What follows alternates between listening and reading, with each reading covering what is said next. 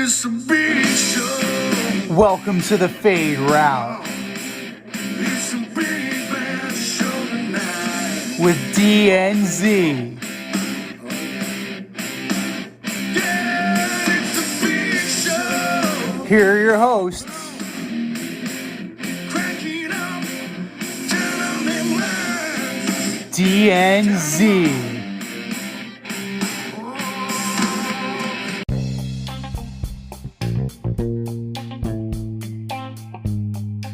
Welcome to this week's episode of the Fade Route with D and Z. I am D, and we've got a great show for you tonight.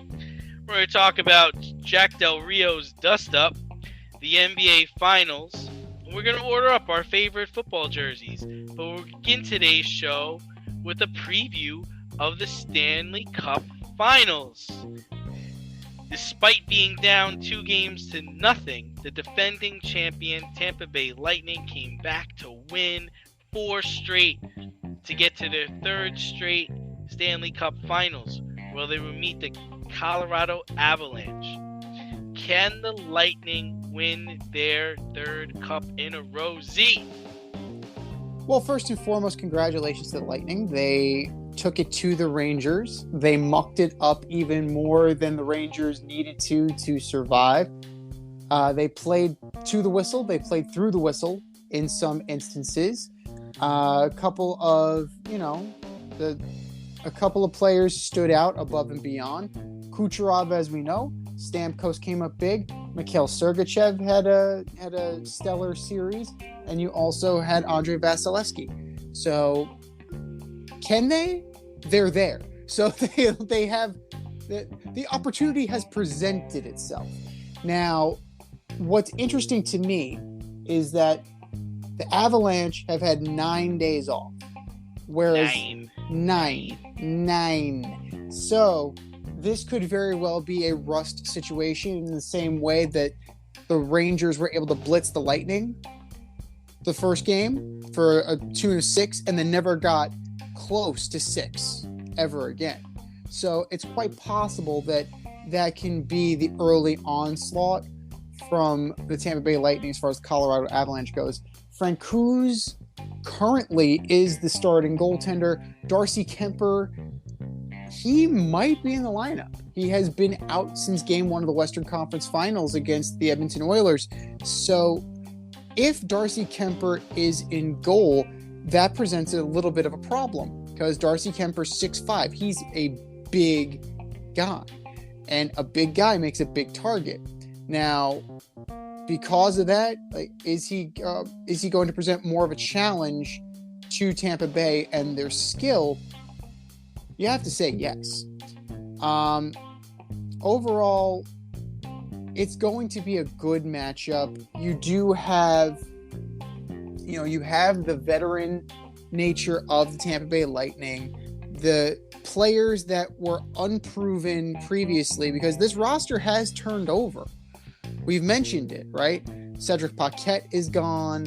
You have Yanni Gourde is gone. You've had players that were key cogs in this championship run, and they're gone now, and they're being replaced by other players like Belmar, I'm blanking on his name right now, but the right winger on the 3rd line. But they're seamlessly fitting in, and this is a good quality. This is a good quality to have, where you can just kind of keep going and kind of take it from there. Colorado, they do have plenty of playoff experience. They don't have their best players have not been this far ever. So, at this point, Tampa Bay, for their best players, it's been there, done that. And for Colorado to be successful, they're going to have to blitz Tampa Bay, and they're going to have to blitz them often.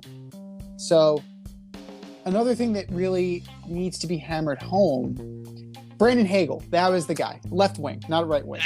Brandon Hagel, that was the guy. But I don't know, it just popped into my head. But Thank you, Google. Yeah, exactly. Thank you, ESPN. But the X factor here, right? You have 2. Right? You actually have 2 on Colorado and you have 1 on Tampa Bay. if Braden Point plays, Braden Point is an X factor for Tampa Bay, and they were trying to fill in as best as they could, and they did an admirable job. But Braden Point definitely adds depth to this roster, adds depth to this group of forwards. Whereas Kemper, I mentioned already, but if Nazem Kadri is playing, this could be interesting because he is a grit guy. He's a sandpaper guy. He gets under your skin and makes you take penalties because he, much like the players on Tampa Bay, he'll play to the line, he'll occasionally cross it, and he has a rep in this league. So if Kadri can play at all, this will be a very intense, very physical, very chippy series, and there's no reason that Tampa Bay can't win. There's no reason that Colorado can't win. This is, in fact, a pick'em. And if you're going to ask me to, just because I'm bitter, I'm saying Colorado in 7. I was going to say, you're pretty bitter. I can tell you're bitter. Listen, I mean, this is the best story, and these are the best possible outcome, okay? We want to see a dynasty in hockey. It doesn't happen much. Last time it happened was the New York Islanders in the 80s. The Colorado Avalanche are the most talented team, and we get to see them go against the 2-time defending champions. You know my motto, to be the man. Well, it's not mine. Ric Flair's motto. Woo! To be the man, you gotta beat the man, all right? And let me tell you, the Tampa Bay Lightning, man, they showed their stuff, man. They showed their stuff. And Ranger fans are bitter. They want to blame it on the schedule. They want to blame it on how tired they were. I don't want to hear it. They got beat by the defending champions. And you want to chant Igor's better in Madison Square Garden? That's what's going to happen. You mess with one of the best goalies in the league and he shut them down. The dude, I think, has only given up like 1 goal, or he's given up 3 goals, I think, in his last like 8 or 9 game 7s. Like, come on, man. And I think it's his last 18 game clinching series. He's a wall. And they've got talent. They've got your talent. Ryan McDonough, former captain of the New York Rangers, is on their team, going for his 2nd cup, or maybe his third, I think. He's going At this point, his 3rd. His 3rd. Like, come on. They're talented. Kucherov, I love this man. I love his game. He's so smooth. And I have the Lightning winning in 7, and so talk to me about your Rangers. Like, listen, they're my Rangers too, but that was the dismal display. Are you gonna go along with everybody else and say, hey man, they were tired, they gave it their all, or are you gonna chalk it up to they got beat by a better team? They got beat because they were tired, and they got beat by a better team. Okay, both can be true. No. You are no. Both can absolutely be true, and do not bullshit me on this. Like, you do not do that, because they absolutely were dog tired. You can see it. They played in back-to-back 7-game series, and Tampa Bay was better. Both can be true. Don't pull that stuff, because it is in fact true. If the Rangers won Game 3, this is a different story. Do you think it goes 7? It goes 7. It still goes 7. So Tampa still wins 3 in a row. Possibly. I Wow. think that if the New York Rangers are up 3-0, even 3-1. Yeah. Even if they're 3-1, I still think they had a puncher's chance. They went in, they did what they had to do. They did not finish the job. But they showed enough early on that they were not afraid. They were not afraid of these guys. They definitely weren't. And that's weren't. important. That is and important. they came out swinging, man. They came out swinging. And Ryan McDonough said it, that Game 3 it was a series-changing goal that Tampa scored to win that game, and they just never looked back, man. They never looked back. You had them on the ropes. Had them. And you could knock them out. They were done. They were looking for their mouthpiece. That's it. And let them get back up. But that's the scariest part of this team, right? It's like they fall down but they never waver. There's never a sense of urgency. There's never, we're worried. It's, these guys let us back in the series and they're going to regret it. That's like the mindset. And I think that's what that's the issue the Avalanche are going to have is unless you're knocking these guys down, they're going to keep coming back. And the Avalanche goalie situation is really shaky. And what do you need in hockey? You need the hot goaltender. You need the hot goalie. Is there anybody hotter than Tampa's goalie right now? I don't think so. So if you're forced to play Frank Kuz, if you're forced to play the backup, if Kemper can't go, this could be a sweep. This could absolutely be a sweep. Now the thing is that I agree because you're not facing Mike Smith. Yeah, you may need to put up 8. You may need to put up 8, but Vasilevsky isn't giving up 8. No, He's not Mike Smith. No. He's just not. But you, as the Colorado Avalanche, cannot give up that many. You cannot. You have to be a wall around your goalie. And even with this extra time off, I got to be honest, I can't see this man giving up more than 3 goals a game to this team. I just can't. And they really got to make sure they win that first game or it could get ugly. We love youth sports. Not only do they get the kids out and active, but they teach the necessary skills of teamwork, sportsmanship, and fair play. One organization that we are proud to partner with is Ossining AYSO Soccer. Their mission is to develop and deliver quality, player-centered youth soccer programs that promote a fun, fair, family environment where everyone is welcome and everyone plays. If you have a child between the ages of 4 and 18, registration for the Fall 2022, Spring 2023 season opens April 27th with an early bird special. Sign up before June 15th for only $175 per child. For more information, to sign up, or to volunteer as a coach or referee, go to ayso201.org today. The more volunteers, the more children can enjoy the youth soccer experience with Ossining AYSO. That's ayso201.org. More soccer for more kids. ayso201.org. Visa and MasterCard payments only. But other things topping headlines last week, the Washington Commanders defensive coordinator Jack Del Rio commented on the January 6th insurrection at the Capitol as a minor dust-up. His comments were met with so much opposition that he walked them back, apologized, and deleted his Twitter account. All of that did not stop the Washington Commanders from fining Del Rio $100,000. Did the Washington Commanders do enough? If Del Rio thinks that was a minor dust-up, I would love to know what he thinks a major dust-up is. Because we saw it in front of our eyes, right? We watched it in live history, right? It happened, it unfolded in front of our eyes. We watched the storming of the Capitol take place. Like, this is gaslighting at the heart of it. It is absolute gaslighting on Del Rio's part. Seeing what happened and the aftermath of it, like, come on. Now, they absolutely, the Washington Commanders, they have so much scandal and the commies. Yeah, at this point, the commies, whatever you want to call them, there's been so much drama, so much nonsense that they had to do something. And $100K, I mean, it feels like he's getting off light. I mean, he got dragged through the court of public opinion. He had to issue a public apology. He had to apologize to Coach Rivera. He had to apologize to the rest of the team for being a distraction, which is like the lamest fucking apology that you can make.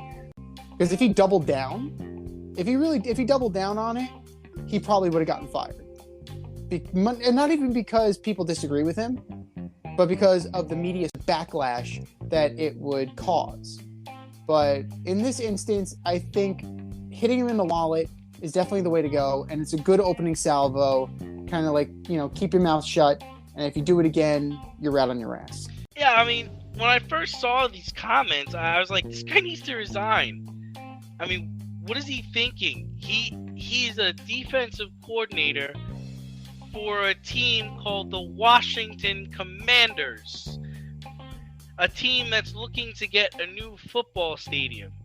And this is what you say, this is what you come out as they're doing the January 6th hearings? Mm-hmm. I mean, check him for CTE. But then I saw that this is who he is, right? He attacked Otis Taylor during a strike in 1987. You know, for Otis Taylor was crossing the line as a scab while Jack Del Rio was a linebacker for the Kansas City Chiefs, and he pushed him, attacked him, knocked the guy to the ground. Was that a minor dust-up? Jack, he has a history of making poor decisions, clearly. So, in that regard, I'm giving him a pass, but it's not surprising. You know, you just gotta keep your mouth shut. Like, there's no reason why you had to comment on this. There's no reason why you had to say anything. And this all comes from your comments being hurtful for those who were negatively impacted, right? It's like, there's just certain things you don't say and just certain things you don't do. If he wants to have those feelings that it was a minor dust-up, keep that opinion to yourself. Absolutely. You don't have to bring that out in the open so that people can see what an inconsiderate asshole you are. As far as, I mean, yeah, no, absolutely. Like, you know, the phrase is, you know, you're showing ass. And this is a showing ass type statement. And he shows he was an ass. So, I mean, would it have bothered me if he resigned? No. Would it have bothered me if they fired him? No. Does it bother me that he gets to keep his job? No. Right. Right. I don't want to see him. I don't want to see him lose his job over this, especially after I see that this is who he is, right? But still, it's like, you know, I can see where it would be appropriate for some kind of action, but also with the organization he's with, it's like nothing is out of bounds.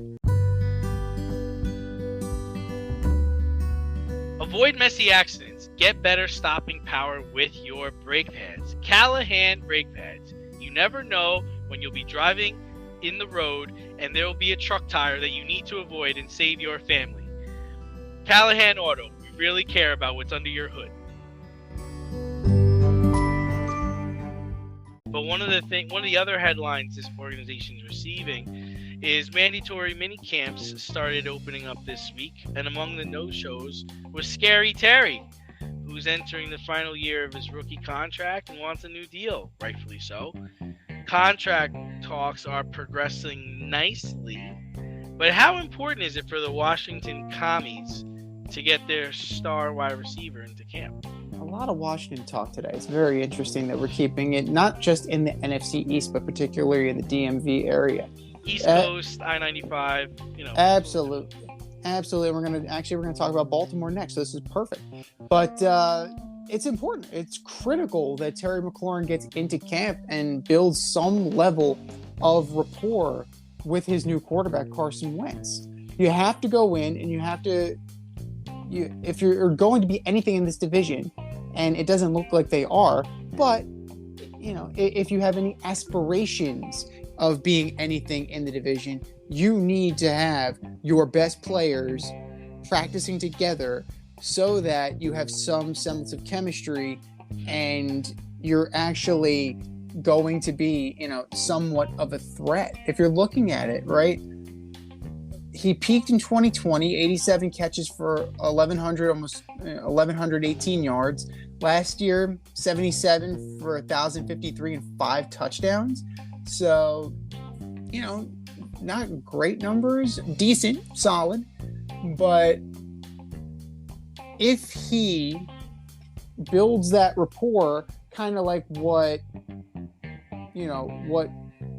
certain things have, like let's say a CD Lamb and Dak Prescott, or before, like Patrick Mahomes and Tyreek Hill once had, or Devontae Adams once had with Aaron Rodgers. You know, if you can build that level of trust and rapport, those numbers can go up exponentially. And a rising tide floats all boats, especially with a team that's as mediocre as the Washington Commanders. You have them in low regard. I think they're better than you're saying. I mean, I know they just got Carson Wentz, who was a throwaway, really, from the Colts. Yeah. Antonio Gibson, young running back, showing a lot of promise, got a lot of intangibles, a lot of skills. Logan Thomas, young tight end, good player. They need Terry to be there. He's the future of their receiving core, and we assume that the quarterback is going to be Carson Wentz, but Taylor Heineke is their backup, right? Mm-hmm. He needs to get reps with him too, because that could happen at any moment. Curtis Samuel missed pretty much all last year, just really couldn't get on the field. He's back. Montez Sweat is going to be on that defense. Like, they're in a division that's not a world beater, right? You can get 9 wins in this division, and you can make the playoffs and be a competent team. Despite Jack Del Rio's comments, Ron Rivera is a great coach. Not a good coach, a great coach. He gets the best out of his players. And people forget, 2 years ago, when they played the Buccaneers in the first round of the playoffs, they almost had them. Heineke was keeping them in the game. Ultimately, Brady won. But, they're a competent team. And it's important to, for me, I always think of mini camp is they're doing their installs. They're installing the offense. They're getting people into shape. And then really training camp is getting tuned up for the season. So in that respect, I think it's important that he comes into camp where, we see Kyler Murray, he winded up reporting. We're going to talk later a little bit about Lamar showing up. This is a winnable division. Come in and we can work out the contract another time. Well, this is, that aspect of it is true. You go in, you show that you're a team guy, you're there, you let your agent do you let the agent do the negotiation. That's why you pay your agent. But yeah, I don't hold this team in high regard. You're absolutely right, because they've regressed at quarterback. They've regressed at the most important position. I don't believe in Carson Wentz. I'm going to say it till I'm blue in the face. I know that you and I differ on him, but he is a huge step back from Taylor Heineke. Not even mentioning Alex Smith. You think right? He's a huge step back from Taylor? Huge. Huge. This man was in a ready-made situation in Indy, and all he had to do was not fuck it up. And he went and fucked it up. Yeah. Like, that's all you need to know about this man. And I'm not discounting Gibson. I think he's a fantastic running back. McLaurin with the right guy is good. I mean, Logan Thomas, solid. He's on the older side already, because he was a quarterback that they turned into a tight end. So he's definitely I think he's in his 30s, if not at like early 30s. So that's definitely interesting. The offensive line is definitely a work in progress. I mean, the left side, you have Leno and Norwell. I mean, decent. And we'll see what it is. But the defense, outside of the pass rush, I'm not wooed. I'm not wowed. Like, if you can get to the quarterback, great, because you're going to need to. Do you think they're regretting that new name yet, the Commanders? Do you think that regret has set in yet? I don't know. I mean, because what were the alternatives? I mean, the Washington football team, I mean, it grew on me. I can't speak. It's such a cop-out. It's a cop-out. But it did. It grew on me. What can you say? Because what were the alternatives, right? The Warthogs, the Red Wolves, the Red Tails. Red Tails was cool. Monuments was cool. Right? Presidents was cool. There's a lot of different options. Glad they didn't go with the Guardians. Yeah, well, with Guardians and Commanders. I don't know. Can we get more generic? But, I'm fine with it because they need to get as far away from the Redskins as possible. And, I mean, there's nothing says naval about the Washington. Armada was the other one. Armada Commanders. Like no body of water next to them. I mean, they train in Richmond, so like the James River is there, but you don't have you don't send an armada up a river. I'm pretty sure the Spaniards did not send them up a river in 1588. If they did, maybe they would have been more successful. Maybe they're onto something. But you know who else is onto something? Lamar Jackson. He showed up to minicamp yesterday to take his physical. Star QB's in the final year of his contract with the Baltimore Ravens. So were you surprised to see him show up without a new deal? I was extremely surprised. But this is Lamar betting on himself and knowing how important it is for him to be at mandatory minicamp. Listen, I think they're going to work this out. I think they're going to get a deal done. But, I mean, kudos for him, betting on himself and just wanting to be there for his teammates, his team, and trying to get better. I think it's important that, you definitely need to get in on the ground level and try and build up something with these wideouts because, frankly, you don't have much, right? You have Bateman. We're still trying to figure out if Bateman is a top-notch receiver. Is Duvernay a kick returner or is he an all-around player? I don't know that. Sammy Watkins is gone. You have Prochet, like he's going to be your number 3. This is a very, this offense is very strange. It's just for the lack of a better term, it's very I don't strange. really know. I don't know what they're going to be running. I would assume that they're going to be running J.K. Dobbins a lot. Oh, a lot. I think he's going to have a good year actually. I'm not worried about him. I think he's going to have a really good year. I think Dobbins, if he stays healthy, he's going to be really good. I mean, they're 3 running backs deep. You have Gus Edwards. You also have Mike Davis. You have players there, and he's trash. But as a third string, he's fine. But if Dobbins is out, he gets elevated to second string. So, I mean, and then the immortal Gus Edwards is back in again. But this team, like, they traded Hollywood Brown.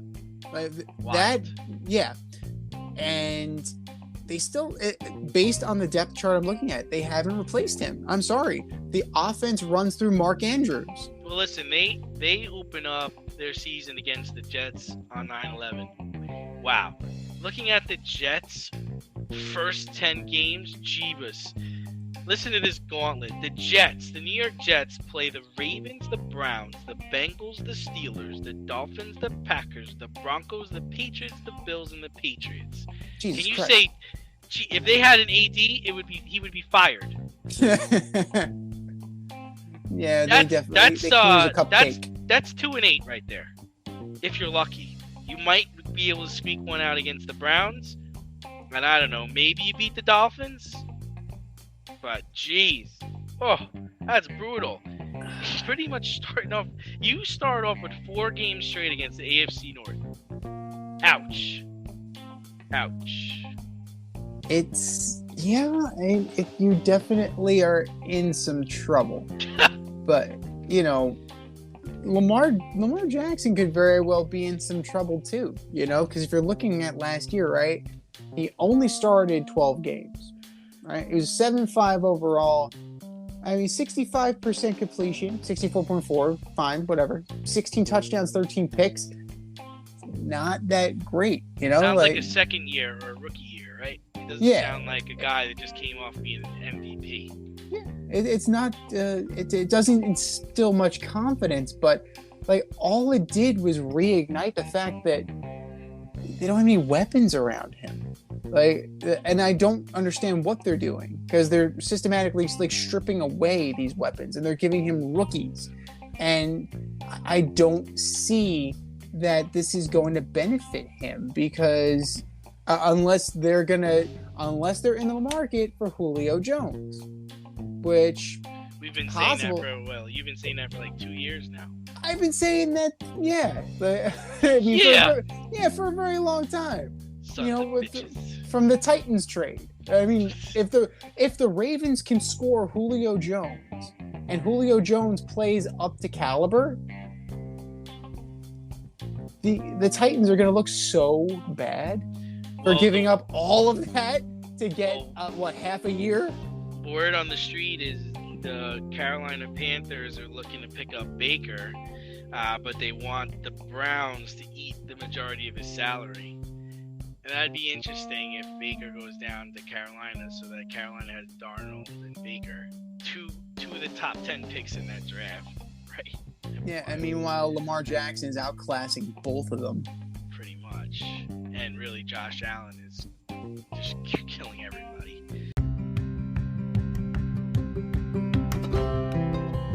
Do you love brownies? Of course you love brownies. But you know what's better than a brownie? A delicious, handcrafted, gourmet brownie delivered right to your doorstep. That's what our guys at Sweet Life Brownie Co. offer. Chef Tommy D and the crew offer a dozen delicious delights that you will crave, from the classic OB to Dutch apple to campfire s'mores and many more. Check out their website, sweetlifebrownieco.com, for their Friday brownie drops. At noon, their site goes live and you see what they're making. Since you're there, become a site member and earn points. You earn 50 points just by signing up. Make sure you follow them on Instagram and Facebook too, at sweetlifebrownie_co, for the latest updates and their latest releases and creations. That's sweetlifebrownieco.com. Give them a call, 845-641-3043, and tell them D&Z sent you.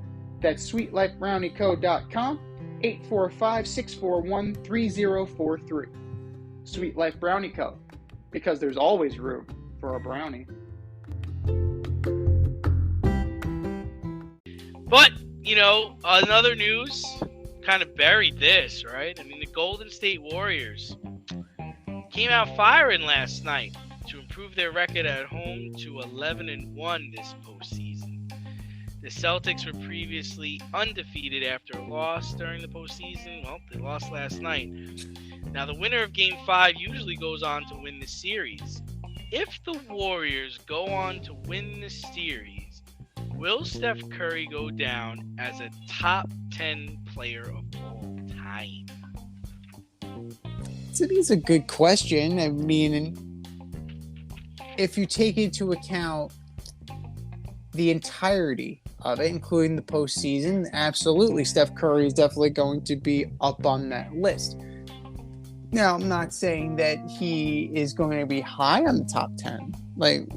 He could sneak in at around 7 or 8, because you do have a lot of other players. We can't be too myopic and we can't be prisoners of the moment, right? Because we also have Jordan. You're going to have guys like Bill Russell, like all-time great winners. And Steph Curry is taking advantage of this modern NBA. And I still believe that if you move him to another era, he's not as effective, right? Whereas if you have a guy like Michael Jordan or Bill Russell in the relaxed rules of this current NBA, we'd be talking about, they'd be gods. So, is he going to... He's going to be there already, in my opinion. But it is very interesting that he not only has the record, he has the second spot on that in terms of consecutive games with a three-pointer made. But if we're looking at this, it's major credit to Andrew Wiggins and Klay Thompson, right? Because Steph did not have a good night. He only had 16 points, 7 of 22 from field, 0 for 9 from 3. And those guys stepped up because you got nothing from Draymond. You got, 8 points. Thanks for coming, Draymond. You got 2 from Otto Porter Jr. Wow. Yeah. And then Gary Payton II got 15. Jordan Poole got 14. Nobody else posted. Oh, Kayvon Looney got 2. My man. A whole 2. So there's your offense right there. When this team doesn't post and they still win by 10, that's a good sign. It's a good sign that the Warriors are rounding into form, and we are going to find out on this Thursday if they can seal the deal on the road in Boston. And Steph Curry is angry at his performance, right? And an angry Steph Curry is a dangerous Steph Curry. And I want to see him shoot the lights out, because shooters are going to shoot. It's what they do. And I really don't know if Boston has an answer on the perimeter for Steph Curry, who's motivated like that. Well, I want to see Game 6, Clay. That's what I want to see. That's what I'm tuning in for the next game. But, I mean, when I first look at this, it's weird, right? Because I think Steph Curry is already the best shooter of all time. But I don't think he's a top 10 player of all time, which is weird to say, right? You would think the best shooter of all time would be a top 10 player.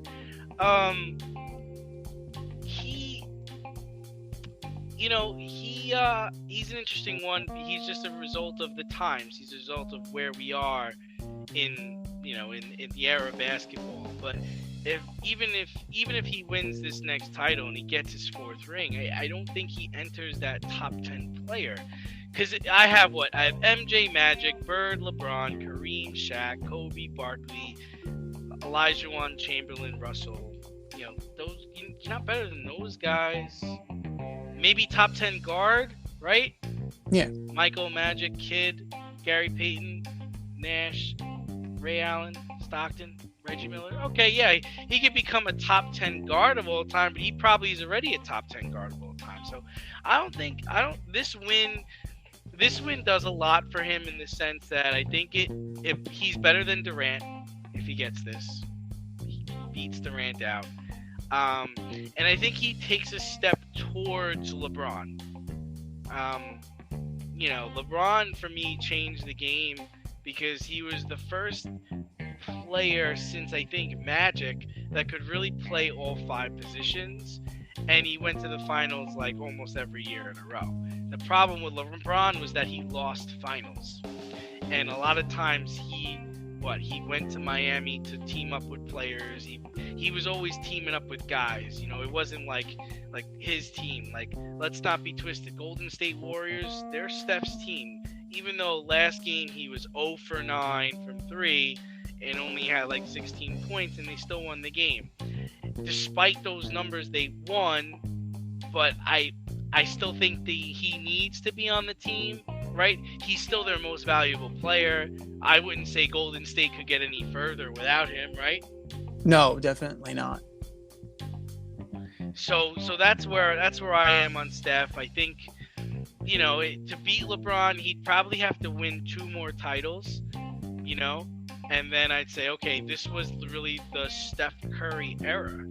And, LeBron may have had the 2002 to 2012, 2013, but Steph came on strong with Clay, and you don't want people debating during your time if you were the best. If people have to debate during your time if you were the best, then you really weren't. Like, nobody's coming out and saying like Clyde Drexler was just as good as Michael Jordan, right? And so it was pretty clear and cut who the best player of that era was. No, it absolutely was. And it goes to show you actually the nature of the argument because of who they're trying to compare this to, right? Because LeBron, he's being mentioned in the breath of Michael Jordan, in the breath of Kobe, like that echelon of players. Steph Curry, we're still debating whether or not Kevin Durant is still we're still talking about contemporaries with Steph. Right, not all the time, right. Yeah. So if you like you said, if you are mentioning him with contemporaries, then he's not there yet. Now, if we are going to do player comps with all-time greats, I mean, for me, in terms of shooters, it's him and Reggie Miller. Like that's fine by me. Like we can put him in the same rarefied air as Reggie Miller or Robert Ory. Ray Like, Allen. Ray Ray Allen. Ray Allen. Yeah, that's fine. Like we can definitely do that, but he hasn't separated himself so far from his contemporaries that we're not mentioning him. Because LeBron, like who are we talking about with LeBron in terms of contemporaries? Nobody. Like absolutely nobody. Well, I think a lot of people like to talk about Durant. I do. People do. I agree with you. I agree with you, but people do. There was a time when they were saying that he was the Slim Reaper, you know, and that he just was, you know, he didn't have the players LeBron had, you know. Right, but then he went and joined the Golden State Warriors. That's when I lost respect for Kevin Durant. And then all the stuff about the burner accounts and all that stuff. Like when he really showed ass and was like, showed he has rabbit ears and has very thin skin, like that removed all modicum of respect that I had for him. And then the Brooklyn thing just kind of like, you know, at that point when the Brooklyn thing happens, it's just like, what do you expect, man? What do you expect? Right. This is who Kevin Durant is. He showed you years ago. Are you in need of air care maintenance or service? I have the company for you. Air Care Technicians. They service the Westchester and Northern Bronx area and can help you with all your heating and cooling, maintenance, and service needs. Just give them a call at 914-315-1547. Again, that's 914-315-1547. Or shoot them an email at aircaretechnicians@gmail.com. These guys are the real deal as they are veteran-owned, licensed, and insured. Make sure to tell them that D&Z sent you. Well, the other thing we're finding out is about a lot of what some golfers are made of, right? The LIV Tour kicked off this weekend to the dismay of the PGA Tour, where suspended players Sergio Garcia, Dustin Johnson, Matt Jones, and Phil Mickelson, just to name a few, joined up with the LIV Tour. Is there a better way for the PGA Tour to approach the situation? Well, like anything that we've seen, right? In the beginning, it's mocked. Then eventually, they start to acknowledge you. Then they start to take things that you have made popular, and then they just absorb your league. Like that is what we've seen, right? They just absorb your league. Then they just absorb it because you run out of money, right? If that's what we've seen from the ABA, that's what we saw from the WHA. We've seen this, right? The three-point shot was not in the NBA until the ABA merged, right? The NFL and the AFL. These mergers happen. But first, these upstart leagues are ridiculed because, oh, they don't have the financial backing, or, oh, they're in small markets, or, oh, this, oh, that. This particular tour, they're coming out swinging. Like, they are throwing a lot of money around, and they are getting big names, right? They didn't get Rory yet. They didn't get Tiger Woods yet. But you have multiple-time PGA champions, right? You mentioned DJ. You mentioned Sergio Garcia, Phil Mickelson, Charles Schwartzel. Charles Schwartzel just won the first LIV event, right? He is a former winner. You have a roster full of guys that have pelts on the wall.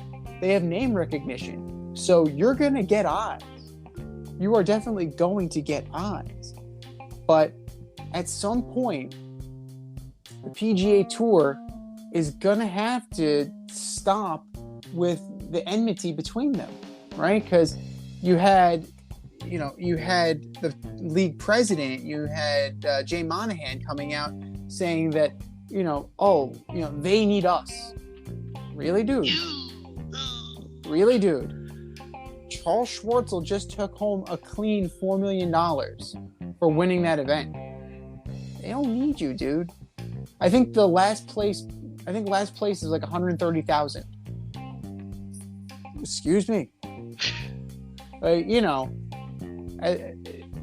They're doing just fine. Eventually, it may come to the point where you're merging these leagues, you're merging these tours, but they're not there yet. But the PGA Tour, what they need to do is just shut up.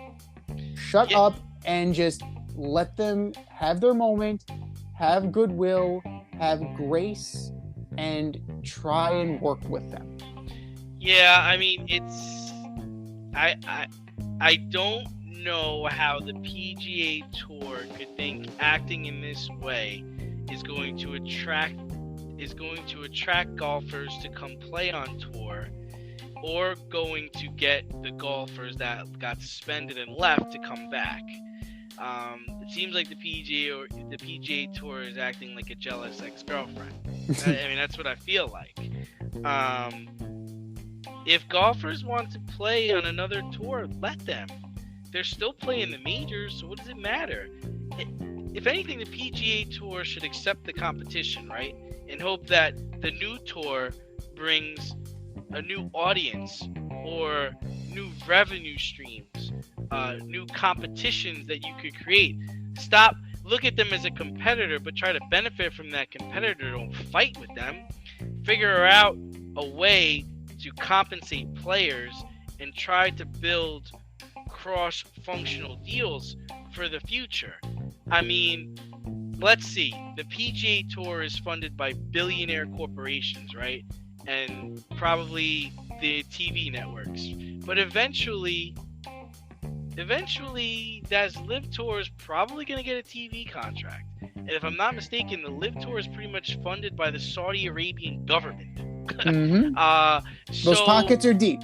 Right, the pockets are deep, and to quote what Phil Mickelson, I believe, said, some scary motherfuckers. I mean, so what's your angle here? It should be, and a lot of the people who are playing the PGA Tour is what they're trying to play for the history, right? There's history of the U.S. Open. There's history at some of these events. That's wonderful. The LIV Tour is trying to spark something new. It's trying to create a new revenue stream that everybody should be trying to take a part of and not fight with. Absolutely. Like I said before, a rising tide floats all boats. Now, can you gripe about how we got here, right? Can we gripe about the issue between Phil Mickelson and the blood money comment and all that? You can absolutely gripe about this, but at the end of the day, the goal of the PGA Tour, the goal of the LIV Tour, is to promote the game of golf, is to get as many eyeballs on it as possible, and to inflate the purses as much as possible to get these guys paid. Right. It's like, at the end of the day, what do we always talk about? The answer to everything is money. Money. I mean, and for the LIV Tour, these are accomplished golfers. They've made their money. Okay, so now they're trying to make more money. They're trying to pad their stats. I don't see how you're going to compete with that. If there's a young college kid who's trying to get into golf and join a tour, and he sees that, if I come in last in the LIV Tour, I'm going to make $185,000. Meanwhile, I can't even get on the PGA Tour. My expenses are going to be so high, I'm not going to be able to make it. No, it's, that's as quietly as it's kept. It's very difficult, and it's a constant grind. And, most golfers, they don't earn their tour card until very late. That's why you have That's why you have this window, and then you go into the Champions Tour. So it's one of those things that you got to strike while the iron's hot. So it would behoove some of these guys if the Saudis want them, and it's a no-cut league. It's like they're no-cut events. So I know if I'm making a guaranteed $130,000, even if I shit the bed, I'm going to do that. I'm absolutely going to do that. And if that forces the PGA to turn around and, kind of alter their business model to include these no-cut events, maybe that's kind of what you need in order to kind of get these guys back into the fold. But you have plenty of players like Sergio Garcia. Now, granted, Sergio Garcia is Sergio Garcia at this point. He's pouty, he's whiny. That's who Sergio is. But that doesn't mean he doesn't have a point.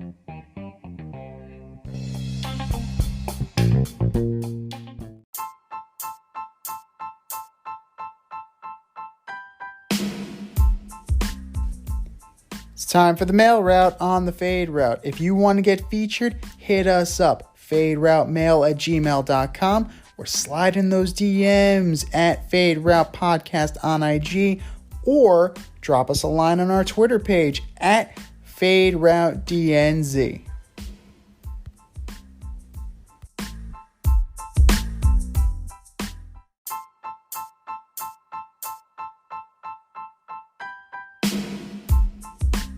All right, boys and girls, we have a full email box for you.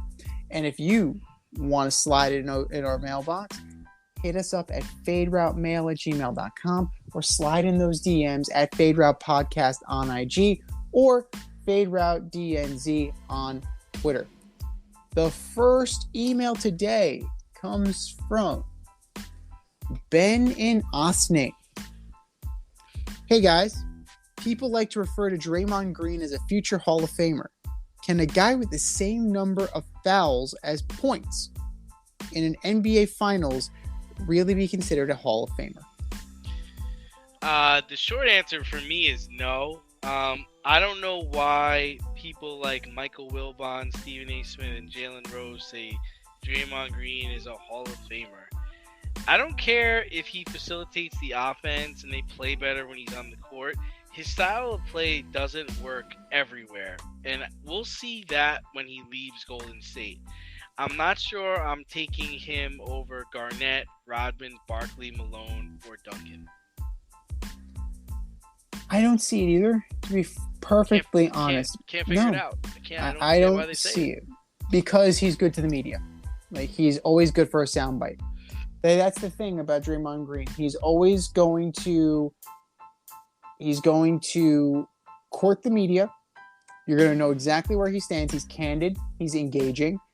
And, that's important. That is absolutely important. However, if you look at his play, right? Career, 8.7 points, 6.9 rebounds, 5.4 assists. Triple single. 44% from the field, 71.2% from free throws, right? The only thing he does exceptionally well is defense. Like, he's a defensive player, right? It's effort. But guys like Ben Wallace, like, we had questions about Ben Wallace, right? And you're talking about max effort guys. And to me, player comp is Dennis Rodman, but Dennis Rodman's a far better player than Draymond Green. Right. It's not even close, in my opinion. Yeah, right. But like, it's hard to come up with a player comp and justify this. Draymond Green is a good role player. He fits this team very well. Draymond Green cannot be a star on his own. Draymond Green probably can't be a complementary player to a different star than Steph Curry or Klay Thompson, because they have a very unique set of skills that Draymond Green complements very well.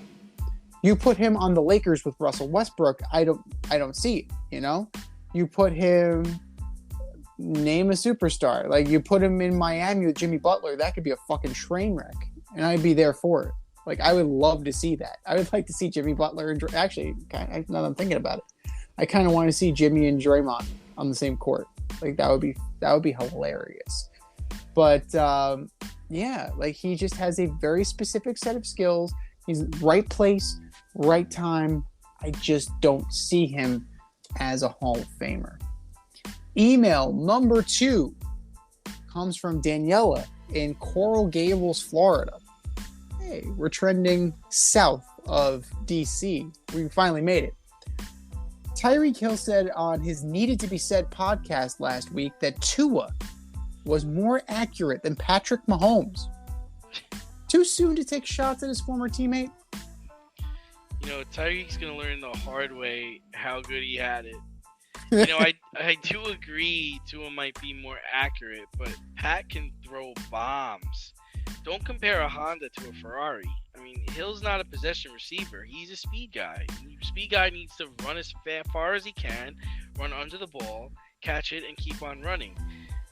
So, yeah, I think it's too soon. You haven't even played a real game with this guy, and last year he didn't even know the offense.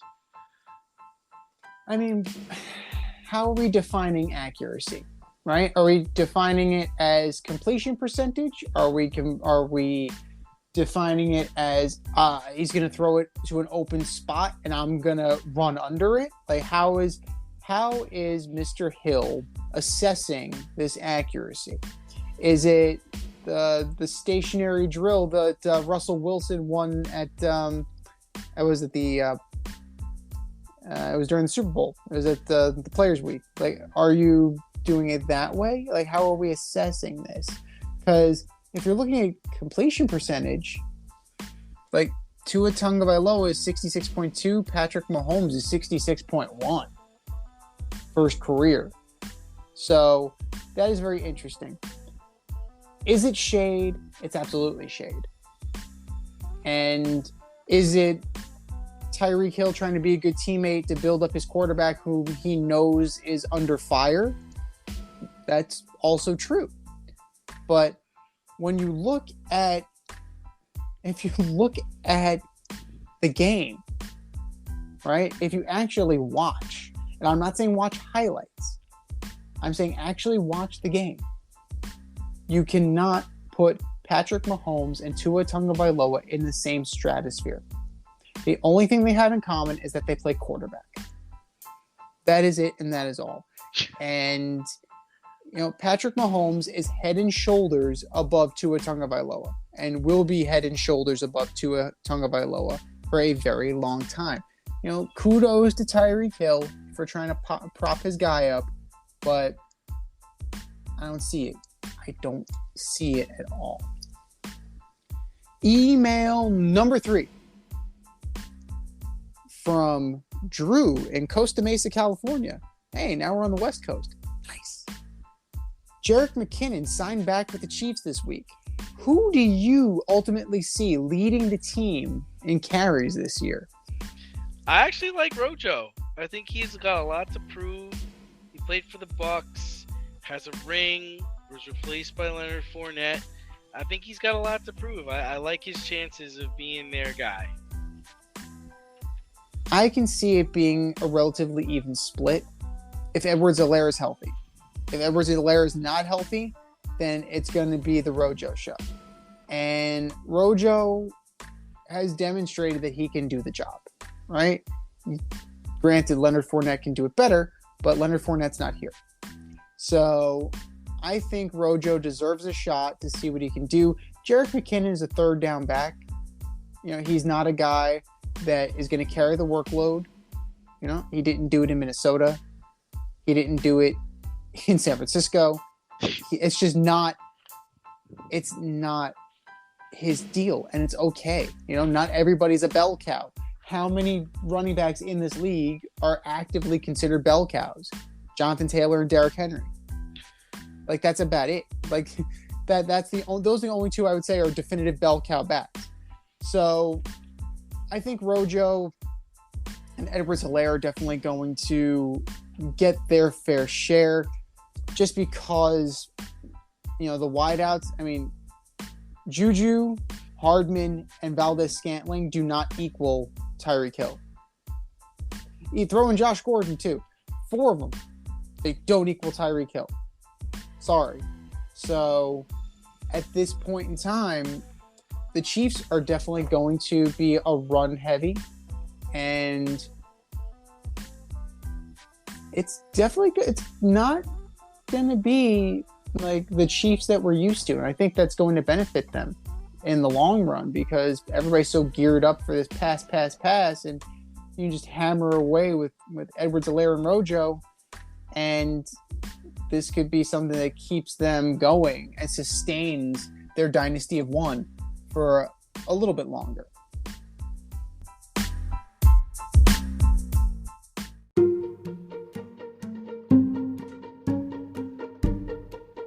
The Fade Store presents the Alleged Superstar of the Week Award.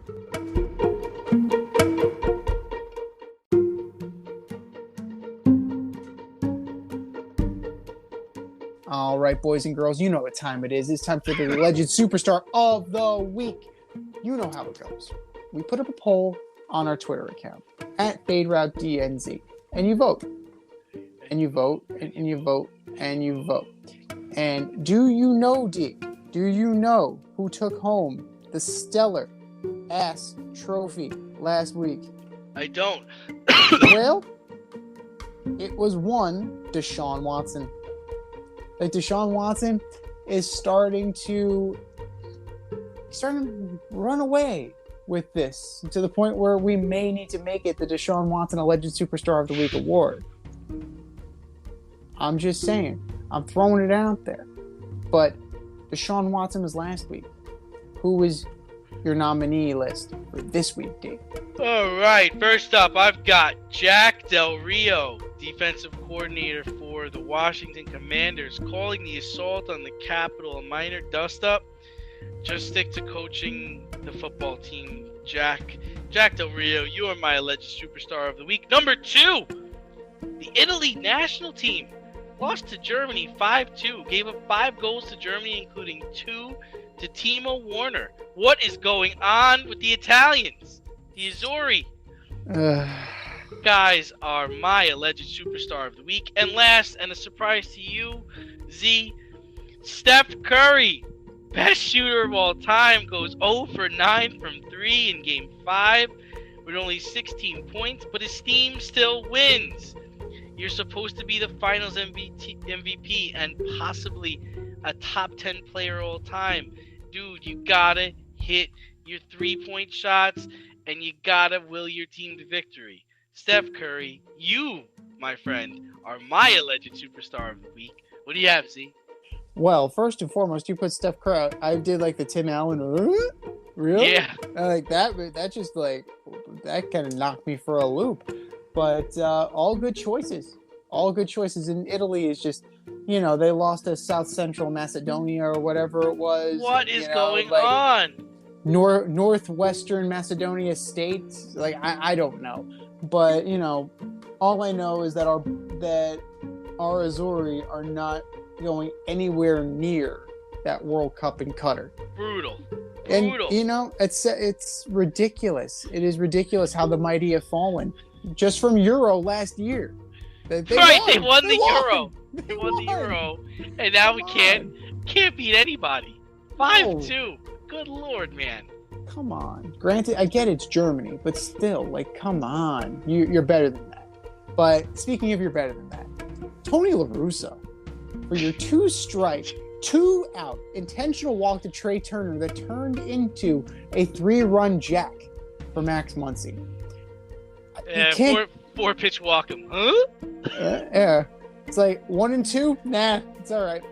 First base. Freddie Freeman took second. Nah, we'll set up the force. There are 2 outs, Tony.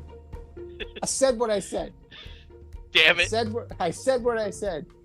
Apparently, he was looking at old numbers because Max Muncy, he's not hitting lefties well. He took him deep. He tanked. So you can't defend this gaffe, Tony. No wonder the fans were chanting, "Fire Tony." Tony La Russa, you are my Alleged Superstar of the Week. Fox Sports for refusing to show trans icon and Jeopardy champion Amy Schneider's first pitch at the Dodgers-Giants Pride game, instead showing Kurt Busch's pitch from 2 days ago to promote a NASCAR race. This is Pride Month on Pride Day, featuring San Francisco Giants and LA Dodgers. Like, what are you doing? Like, what agenda are you promoting here? Like, I get that you have NASCAR and you want to promote NASCAR, but really, dude? That's just reeks of transphobia, and it just reeks of tone deafness, especially since it's Pride Month. Fox Sports, you are my alleged superstar of the week. Jay Monahan, for not only suspending PGA golfers for affiliation with the Saudi LIV Tour, but doubling down on the decision by saying that golfers need the PGA Tour. Need I remind you, the winner, Charles Schwartzel, took home 4 million smackaroos. Jay, Bubby, they don't need you, homie. They don't need you right now. Jay Monahan, you are my alleged superstar of the week. I think we've said our piece, ladies and gentlemen. Go to the poll. It goes up after the show. And vote, and vote, and vote, and vote. And for our nominees.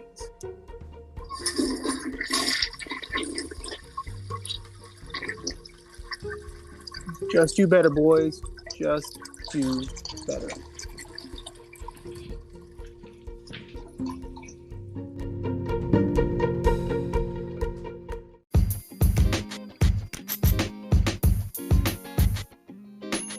Your favorite podcast has its own merch line now. Go to the Fade store with DNZ.com today for all your Fade Route merch needs.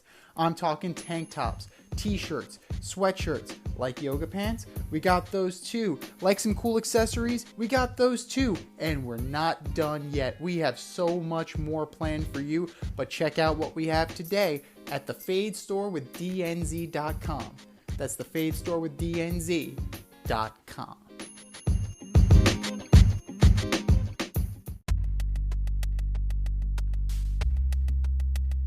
Order up!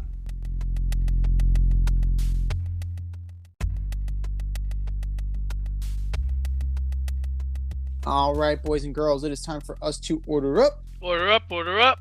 This week, we are continuing with our ordering up of our favorite jerseys, and we finally got there. Our favorite football jerseys. Here they are, from 5 to 1. Who you got, D? Oh, it's such a beautiful collection, I feel like. But the first up I have is the Ravens.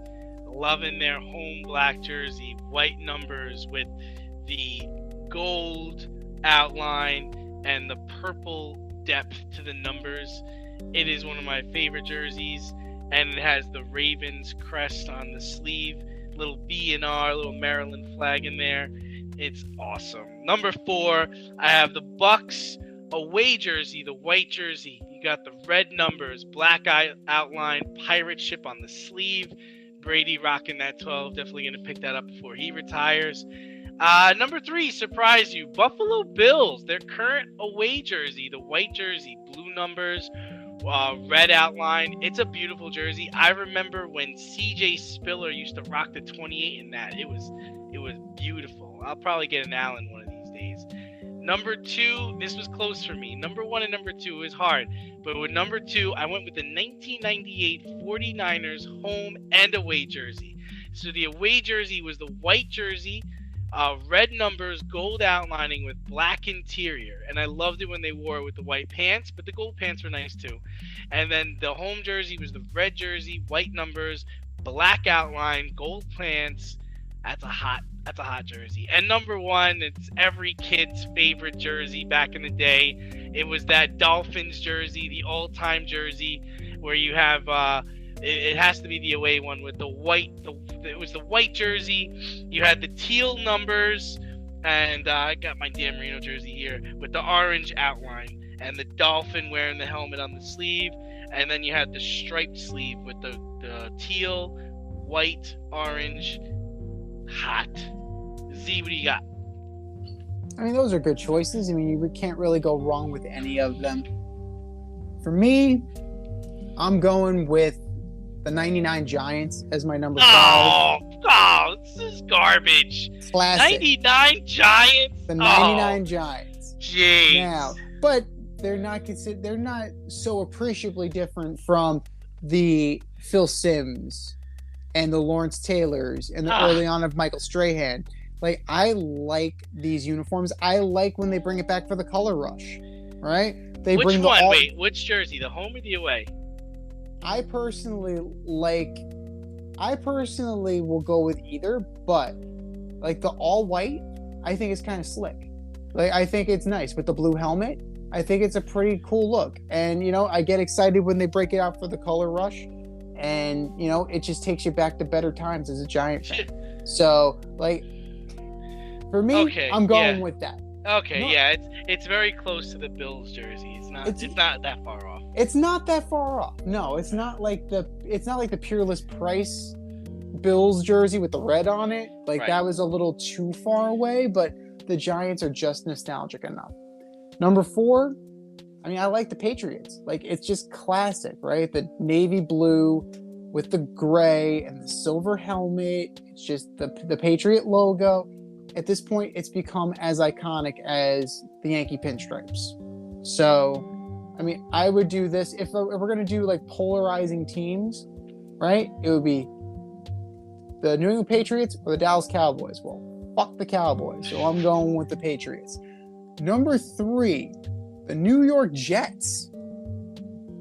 98 to 2000, the Bill Parcells, the Vinny Testaverde Jets, where you had the green with the white on the sleeve, or the white with the green on the sleeve, with the Jet as a football.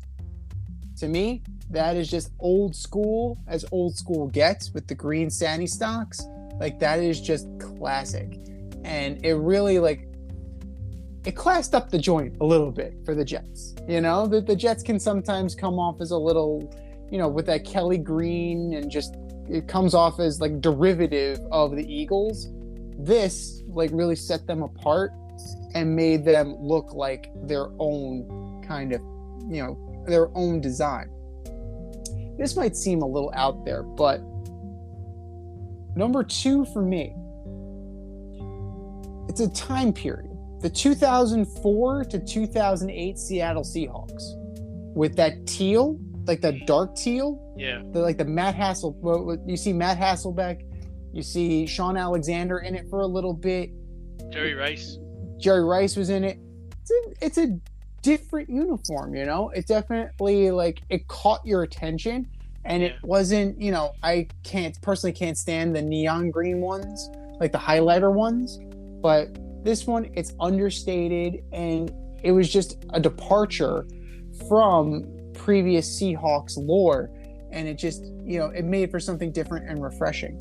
And number 1 for me, it's a tie. It's the same franchise, the Tampa Bay Buccaneers. Now, creamsicle orange, right? Retro, classic, Steve Young, exactly what you think of when you picture, right, the vintage Bucks, but then also the Brad Johnson, Mike Allstott, Warren Sapp, with the red jersey, with the pewter helmet, with the small Buccaneer flag, not the giant one that was like wrapping around the helmet. Like, that's a little too garish. This one here is just clean, and also it was fearsome. Like, you knew you were going into Tampa Bay, and you were in for a fight. But when you look at the other ones, they were just such staples of mediocrity. The creamsicle ones, like, you knew you were going into Tampa and you were going to win, and you were going to win big. But either way, they represented the spirit, and they represented the vibe of the team very well. This has been the Fade Route with D&Z. Thanks for tuning in tonight. You catch our podcast on Wednesday nights on Anchor, Spotify, iHeartRadio, wherever you listen to your podcasts. Until next time, stay faded, everyone. Time for us to run the go route, but we'll talk to you next week.